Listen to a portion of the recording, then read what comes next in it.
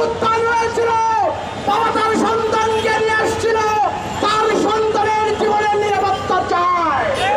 তার মেয়েকে হাত ধরে নিয়ে এসেছিল, তার মেয়ে নতুন করে রাস্তায় ইফতিজিনের শিকার হবে না। সেই রাজপথে নেমেছিল, নতুন করে চাঁদা দিতে হবে না। কিন্তু আমরা লক্ষ্য করেছি নতুন করে আবার একটি চাঁদাবাজ দলের জন্ম হয়েছে। ছাত্র অভ্যুত্থানের সাথে সম্পৃক্ত ছিল, আজকে তারা পর্যন্ত নিজেদেরকে সংবরণ করতে পারছে না। বাংলাদেশে এমন কোথাও দেখাতে পারবে না ইসলামী ছাত্র শিবির কোন চাঁদাবাজি, কোন ধরনের উৎকর্ষ নিয়ে কোন মানুষের সাথে কোন ধরনের ডিল করেছে আমরা লক্ষ্য করেছি। এই চাঁদাবাজের দল এবং বৈষম্য বিরোধী ছাত্র আন্দোলনের নাম করে এই বীর চট্টগ্রামে চাঁদাবাজি করা হয়।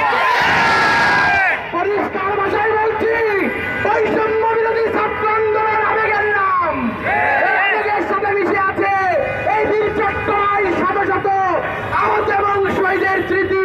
কেউ যদি এই বৈষম্য বিরোধী ছাত্র আন্দোলনের নামে চাঁদাবাজির জন্ম দিতে চায়, আমরা এই বৈষম্য বিরোধী ছাত্র আন্দোলনকে চট্টগ্রাম থেকে অবশ্যই আমরা বয়কট করব।